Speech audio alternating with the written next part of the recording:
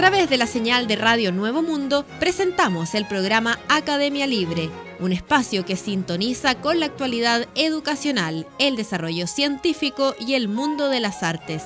Aquí la Universidad Pública pone sus micrófonos al aire. Con ustedes, David Evia.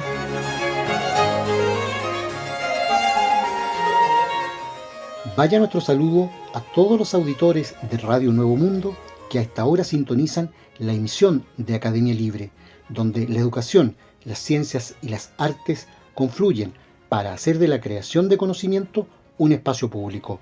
Me acompañan Francisca Baitía y Cristian Castro. Conversamos sobre educación en Academia Libre.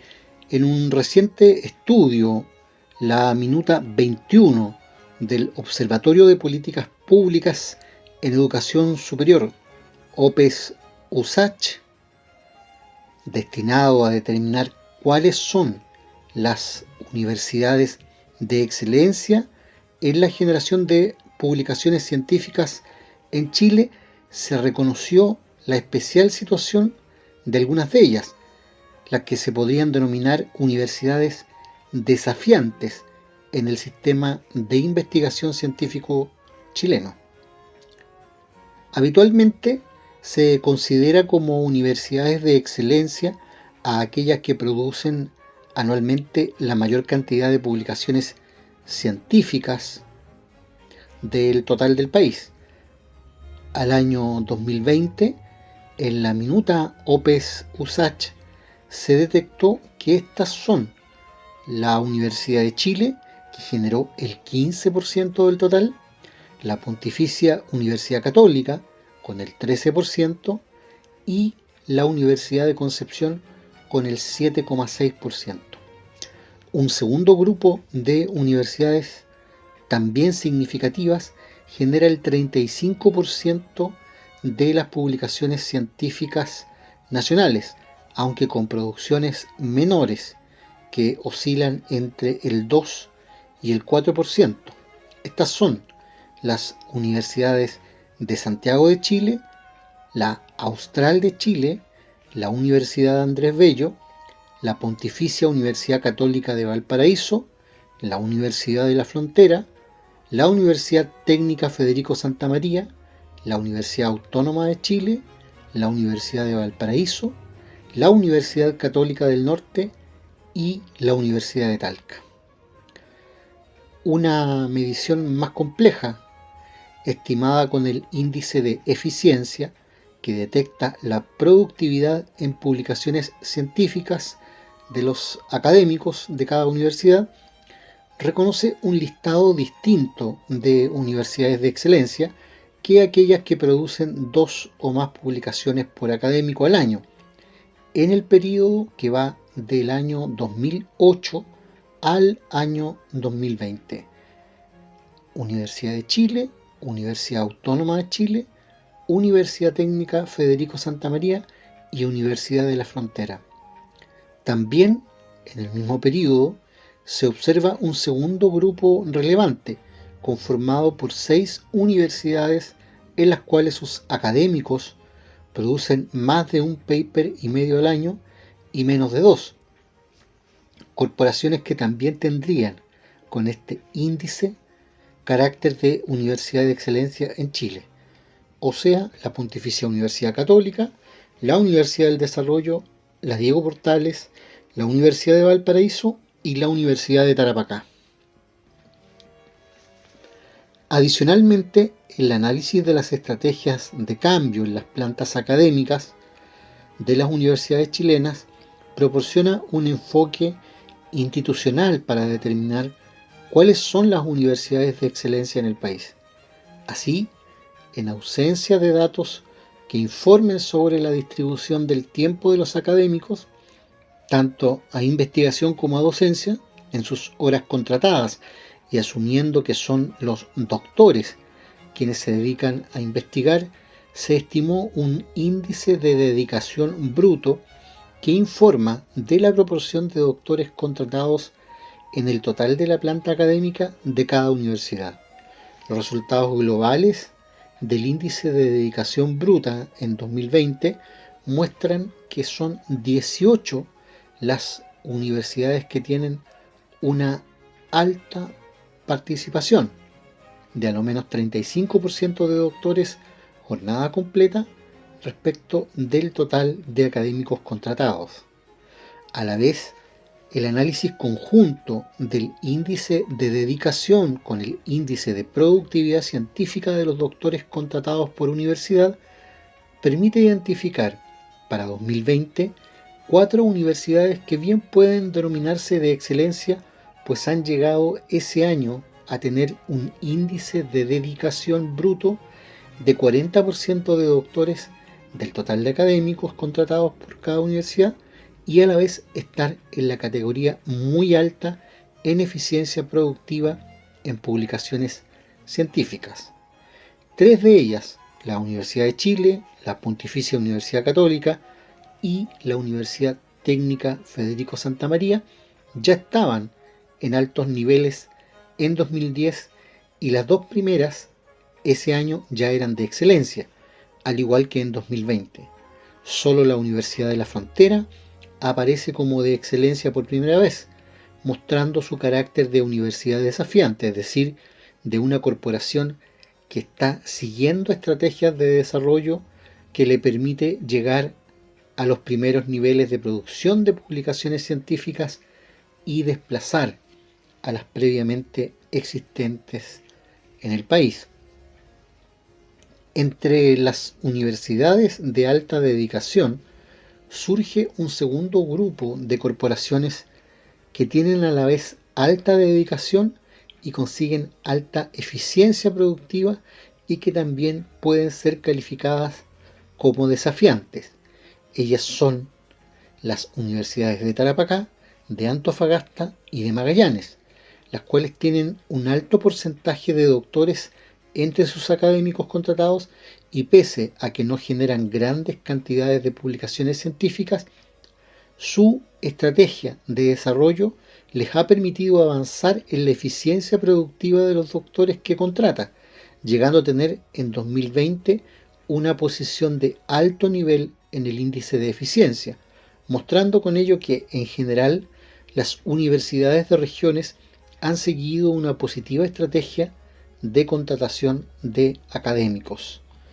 Por otro lado, se observa que existen casos como las universidades de Valparaíso, Diego Portales y del Desarrollo, las cuales tienen una baja cantidad de horas de dedicación, pero a la vez son muy eficientes en términos productivos. Al poner la atención en el número de académicos contratados en cada universidad, este estudio no ignora la relevancia que tienen en los resultados otros recursos como infraestructura, laboratorios, tamaño de los equipos de investigación, fondos concursables disponibles, cantidad de horas exigidas a los investigadores para realizar docencia de pregrado, aspectos que, en conjunto, impactan en la productividad de los académicos, que se asumen son los investigadores en cada universidad, pero que son difíciles de dimensionar en ausencia de las bases de datos pertinentes. Igual dificultad ocurre con la posibilidad de ampliar el análisis respecto de la calidad de las publicaciones que genera cada universidad. En general, todas las universidades han avanzado en su producción científica, pero se debe reconocer que no existe una relación lineal entre una mayor cantidad de horas contratadas de doctores jornada completa y la eficiencia productiva de los mismos.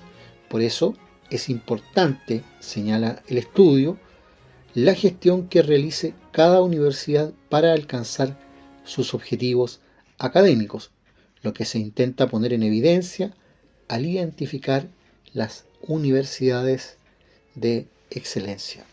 ¿Por qué citamos este estudio y su resumen ejecutivo? Porque aquí hay que encender las luces de alerta. En un país en que la inmensa mayoría de los profesores ya no son de planta en las universidades, deslizar como categoría paralela a la excelencia en la investigación el tema relativo a la eficiencia medida como publicación de papers por académico que sea doctor es instalar la lógica de la productividad como si la universidad fuera un mercado donde se vende frutas. Esto no funciona así. Esa lógica de mercado ha sido y es funesta para el desarrollo de la vida universitaria, y por lo demás no basta tener publicaciones científicas para estar exactamente creando conocimiento. Las universidades que en Chile se dedican a la investigación y que crean conocimiento son poquísimas.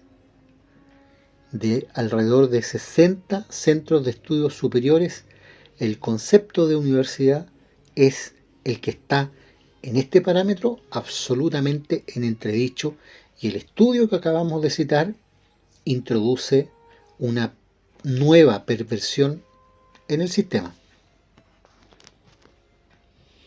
En Academia Libre, la música tiene historia, con Francisca Beitía.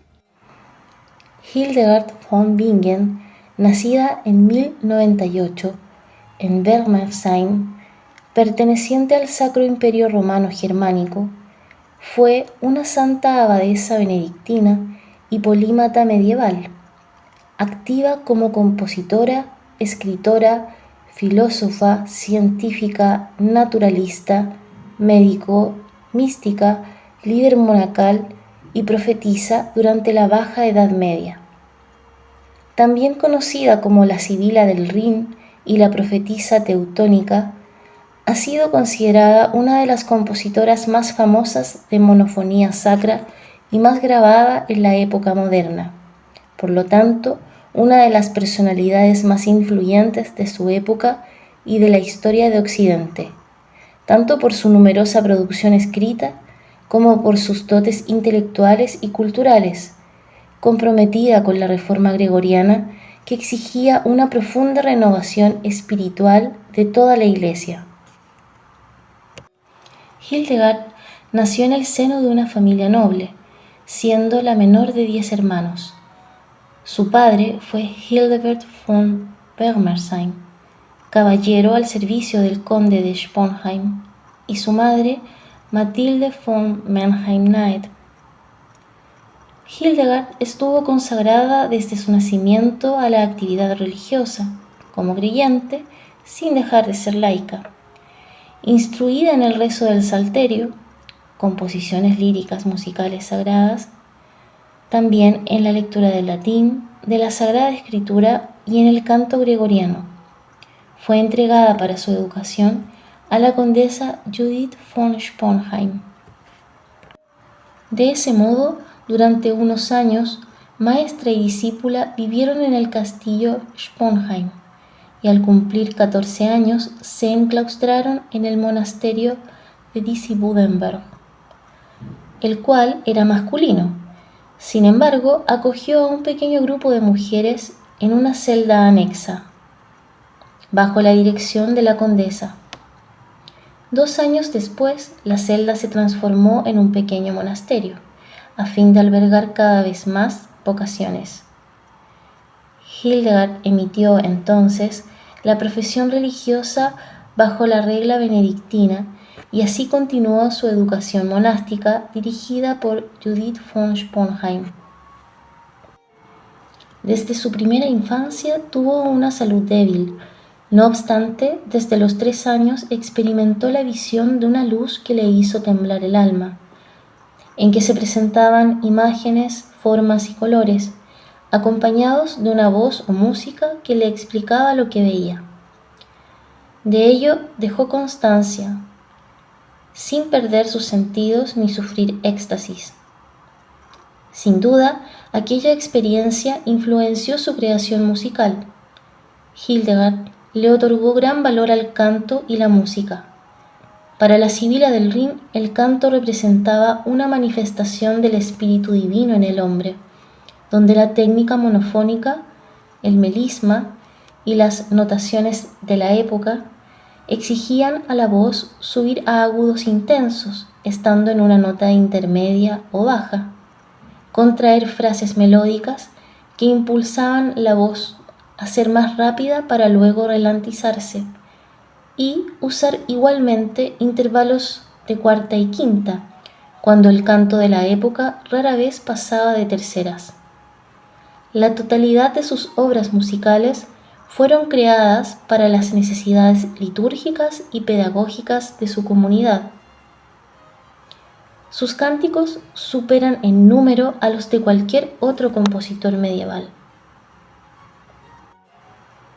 Escuchamos a continuación Ave Generosa, de la obra Revelaciones Celestiales, de la compositora Hildegard von Bingen, por la Camerata de Oxford.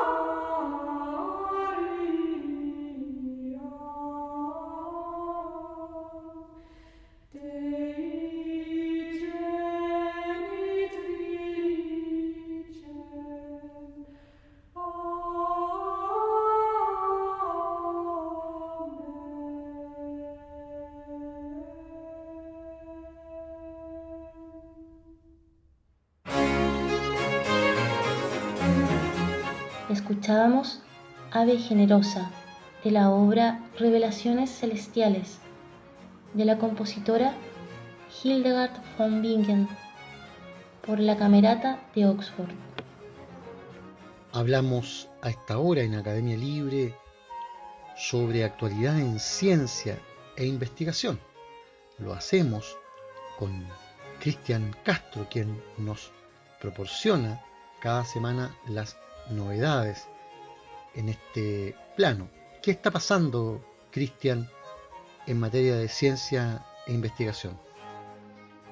Hoy hablamos en Academia Libre sobre salud, porque ha sido asociada la esquizofrenia con mutaciones somáticas que ocurren en el útero.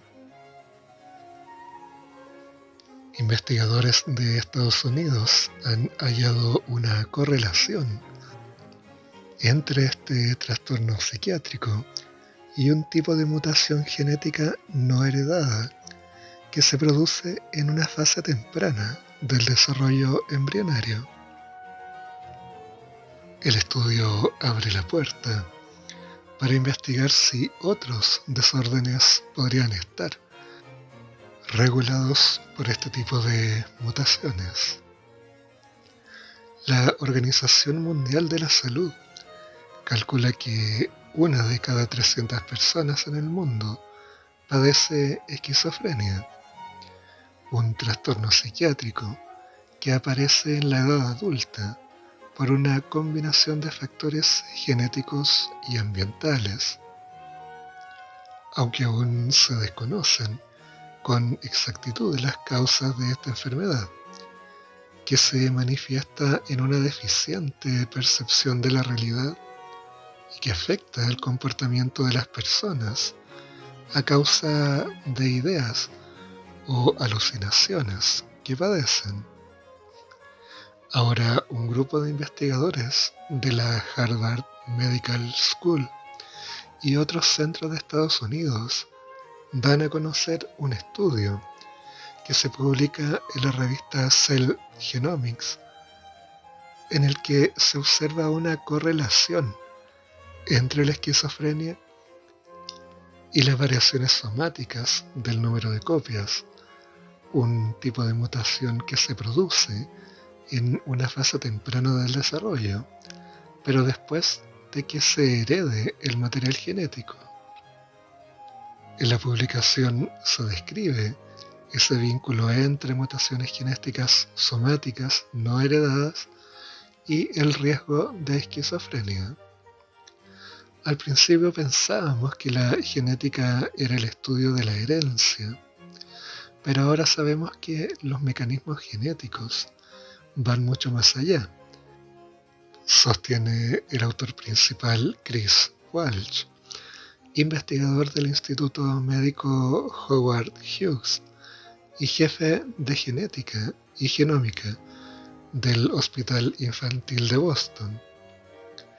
Lo que han analizado estos investigadores son precisamente las mutaciones que no se heredan de los padres. Así, los expertos examinaron los datos de genotipos y marcadores de más de 20.000 muestras de sangre de personas con y sin esquizofrenia. Así, identificaron 2 genes, NRXN1 y ABCB11, que se correlacionaban con casos de esquizofrenia cuando se alteraban en el útero. Aunque el NRXN11, un gen que ayuda a transmitir señales por todo el cerebro, ya se había relacionado antes con esta dolencia psiquiátrica, aquí se observan las mutaciones somáticas no hereditarias que lo vinculan con la esquizofrenia. Para saber si estas mutaciones son hereditarias, los científicos tuvieron que averiguar si estaban presentes en todas las células del organismo, puesto que las mutaciones somáticas solamente se observan en una fracción de las células, y esa porción varía en función de cuándo y dónde se haya producido la mutación. Si una mutación se produce en una fase temprana del desarrollo, se espera que la variante esté presente en todo el organismo, en forma de mosaico. Basándose en este principio, los investigadores pudieron identificar mutaciones somáticas que ocurrieron en una fase temprana del desarrollo y se hallan no solo en el cerebro, sino también en una parte de las células de la sangre. Así lo explica Chris Walsh. El momento del suceso puede calcularse por la proporción de células que contienen la mutación. Si se produce cuando solo hay 2 células en el embrión, cabe esperar que esté en la mitad de las células. Si sucede cuando hay 4 células, se encontrará en una cuarta parte de las células, y así sucesivamente. El autor detalla que los eventos específicos descritos podrían observarse en más del 10% de las células, lo que les convenció de que estas mutaciones ocurren en alguna etapa muy temprana y por lo tanto estarían presentes en todos los tejidos, incluido el cerebro, ya que las células cerebrales se separan de la sangre mucho más tarde. Acerca de cómo llegaron a observar este vínculo, el investigador del Hospital Infantil de Boston señala: hemos descubierto en otros trastornos, como la epilepsia pediátrica, la epilepsia del adulto y los trastornos del espectro autista, que una parte de los pacientes son portadores de estas mutaciones en algunas células, pero no en todas, lo que se conoce como mutaciones somáticas. En el caso de la epilepsia pediátrica resistente a tratamientos, que acaba siendo derivada de neurocirugía, estas mutaciones somáticas son, en realidad, la causa más común. Con la experiencia adquirida, esta vez analizaron un tipo concreto de mutación dañina, como son las denominadas variaciones del número de copias, en las que un cromosoma gana o pierde un segmento de ADN, lo que da lugar a copias adicionales o a la pérdida de una copia de uno o varios genes. El método empleado para examinarlas, según indica el investigador, fue el desarrollado para estudiar las mismas fases del cáncer de sangre, que puede estar causado por este tipo de variaciones, que se limitan a la sangre. Pero descartamos los cambios que se sabe que están asociados a trastornos sanguíneos, lo que reveló un número menor de fenómenos que están presentes en un mayor número de células. Esto sugiere que se produjeron antes y que serían compartidas entre la sangre y el cerebro. El segundo gen identificado por los autores, el ABCB11, es más conocido por codificar una proteína hepática. Ese gen surgió de la nada, expone Eduardo Mauri, estudiante de doctorado en medicina del programa Harvard-MIT. Ha habido algunas investigaciones que asociaron mutaciones en este gen con la esquizofrenia resistente a los tratamientos, pero no se había implicado fuertemente en la esquizofrenia en sí misma, destaca. Cuando el equipo indagó más a fondo, descubrió que ABCB11 también se expresa en subconjuntos muy específicos de neuronas que transportan dopamina desde el tronco encefálico hasta la corteza cerebral. Se cree que la mayoría de los fármacos contra la esquizofrenia actúan sobre estas células para disminuir los niveles de dopamina de un individuo, por lo que esto podría explicar por qué el gen está asociado con la resistencia a los tratamientos.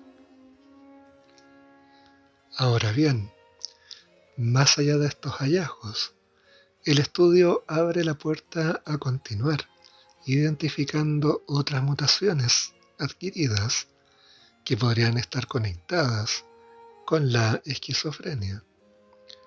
Los expertos indican que, dado que el estudio analizó muestras de sangre, será importante examinar más mutaciones específicas del cerebro, que podrían haber sido demasiado sutiles o recientes en la vida de un paciente para que este análisis las detectara.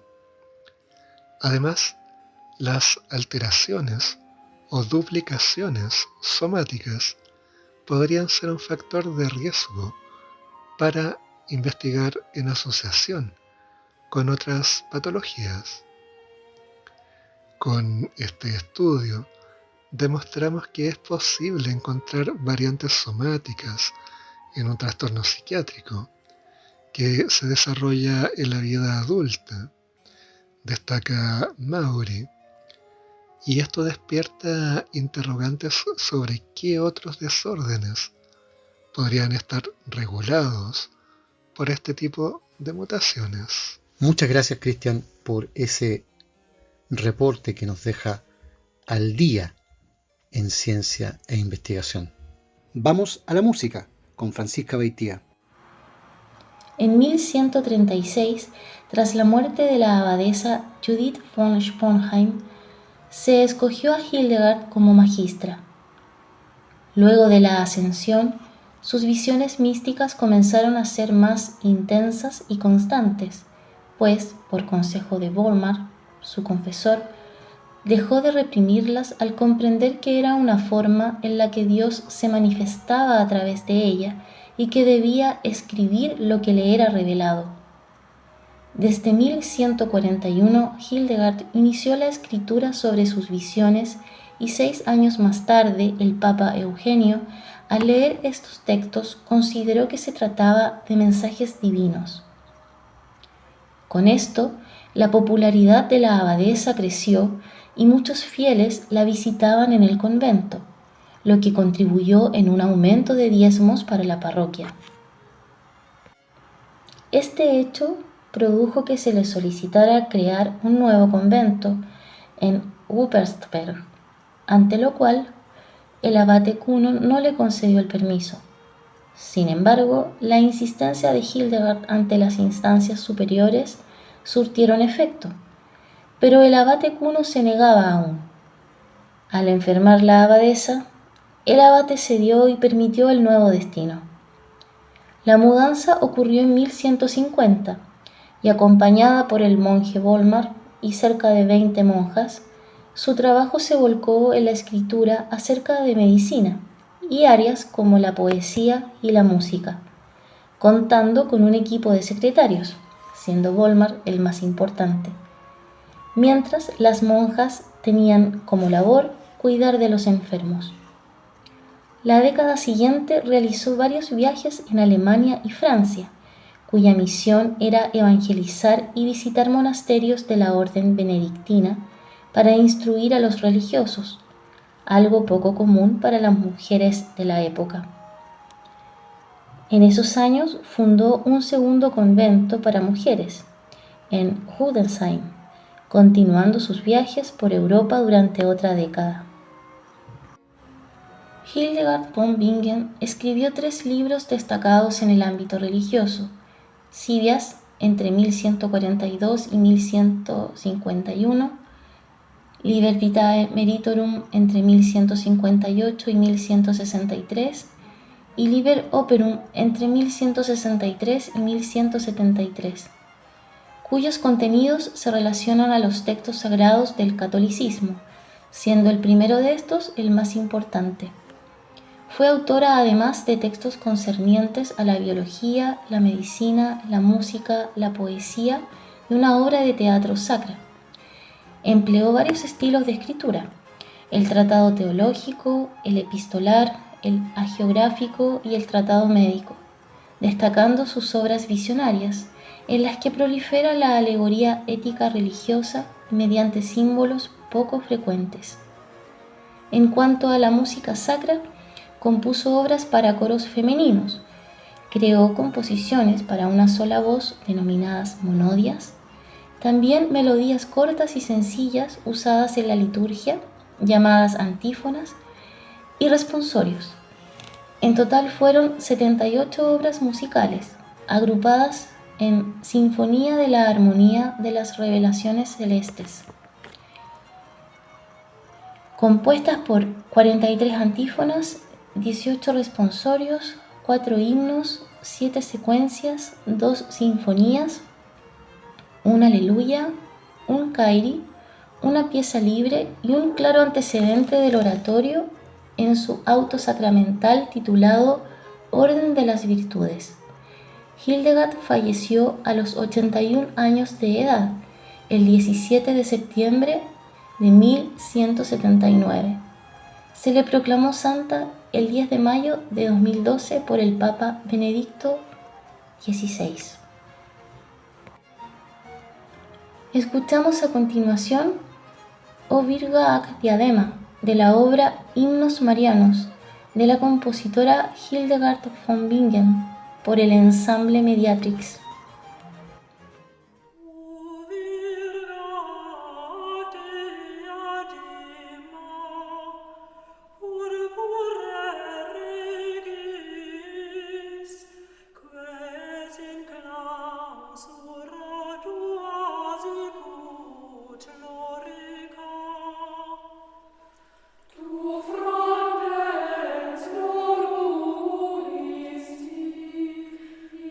Maria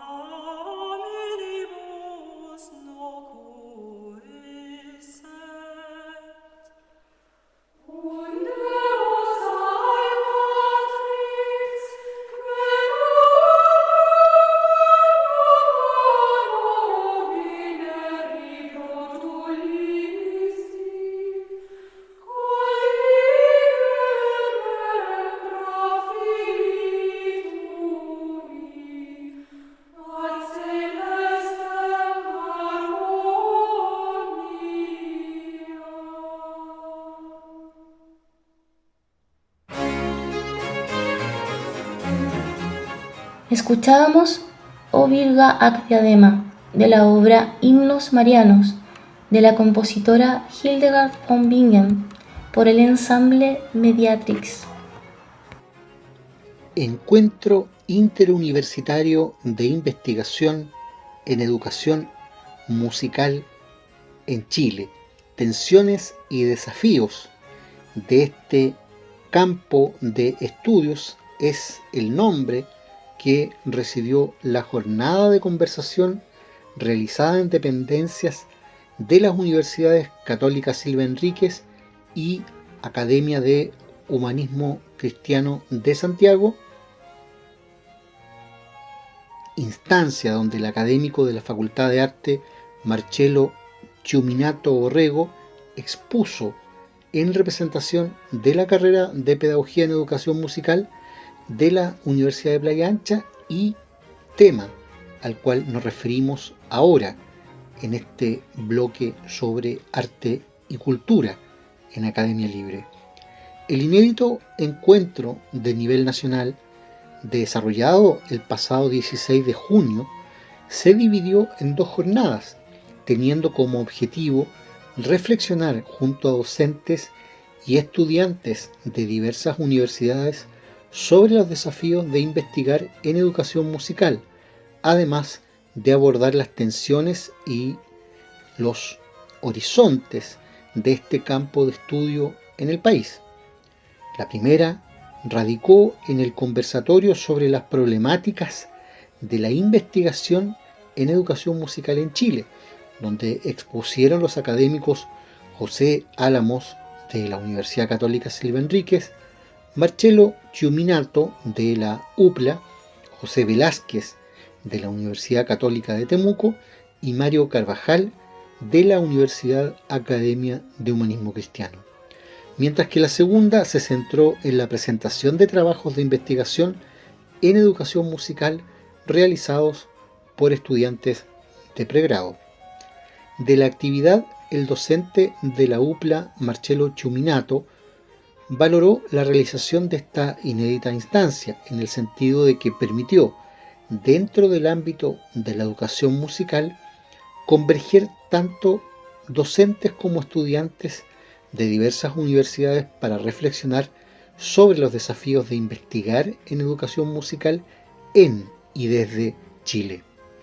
Fue una experiencia muy interesante y valiosa, porque no solo hablaron los académicos respecto a la temática, sino que también estudiantes de las diferentes universidades pudieron presentar sus investigaciones realizadas bajo el alero de sus trabajos finales de titulación. Es decir, es la primera vez que gracias a un encuentro interuniversitario pudimos compartir las experiencias investigativas que se están desarrollando en el ámbito de la educación musical en diferentes zonas del territorio nacional. En este sentido, la experiencia es absolutamente innovadora y necesaria, porque sin lugar a dudas, la búsqueda de soluciones a las controversias que presenta la educación musical en Chile deben nacer de trabajos reflexivos que emerjan de instancias colaborativas, planteó el académico de la Facultad de Arte. De acuerdo a lo expresado por el investigador de la UPLA, su intervención en el encuentro se centró principalmente en la temática o en la idea de ir más allá del repertorio y el método de enseñanza occidental eurocéntrico y partiturista, esto a través de la apertura de espacios para buscar y explorar otros géneros y estilos donde se pueda entender que en la educación musical debe haber una mayor presencia de las formas de aprendizaje desarrolladas en contexto informal. En este sentido, cabe destacar algunos puntos que la investigadora y profesora Lucy Green señala al respecto en relación con la forma en cómo se estudian y aprenden en este campo por parte de los músicos populares, donde los estudiantes deciden el repertorio que van a tocar y normalmente eligen música que les gusta y con la que se identifican en un proceso democrático y consensuado por el grupo, agregó. En esos contextos, precisó, la música se aprende en su inmensa mayoría de oído y el aprendizaje se desarrolla entre iguales, sin que muchas veces haya una persona que organice y guíe los diferentes procesos. Algunos de los elementos presentes son el aprendizaje cooperativo y la imitación. Como consecuencia de lo anterior, el aprendizaje se desarrolla de manera holística y no estructurada. No hay unos objetivos de aprendizaje establecidos previamente y no es posible prever cuáles van a ser los resultados de este. Entonces, dentro del proceso de aprendizaje se integran de manera natural destrezas relacionadas con la audición, la interpretación, la creación y la improvisación. Finalizó diciendo Chuminato que entre las temáticas abordadas en el encuentro interuniversitario de investigación en educación musical en Chile, tensiones y desafíos de este campo de estudios, además de la presentada por el académico de la UPLA, podemos mencionar las que dicen relación con tópicos como procesos cognitivos, inclusión de las minorías en la educación musical, primera infancia y desarrollo del oído, brechas y gestión en el sistema educativo, multiculturalidad, crisis de la educación y por ende de la educación musical, entre otros. Este tema es tan importante para el ámbito artístico-cultural como para el pedagógico. Recordemos, como hemos señalado ya en otros programas de Academia Libre, que en Chile apenas hay estudios sobre brechas en educación musical para la región de Rancagua. No existe para el resto del territorio nacional. Las cifras que están ahí son lamentables y pueden ser imaginadas por el auditor porque se parecen bastante a las que dicen relación en este país con las brechas sociales de aprendizaje. El punto es que si no contamos con estas herramientas investigativas sobre pedagogía en arte, el arte mismo deja de ser un horizonte principal en el aprendizaje. Concluye aquí, en Radio Nuevo Mundo, esta emisión de Academia Libre, un programa producido por la Comisión Ejecutiva de la Universidad.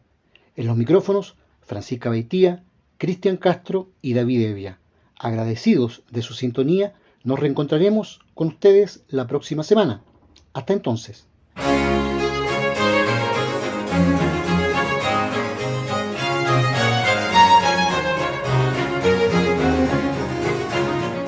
Concluye aquí este capítulo de Academia Libre, un programa que aporta miradas críticas a la construcción de la sociedad. Hasta una próxima oportunidad.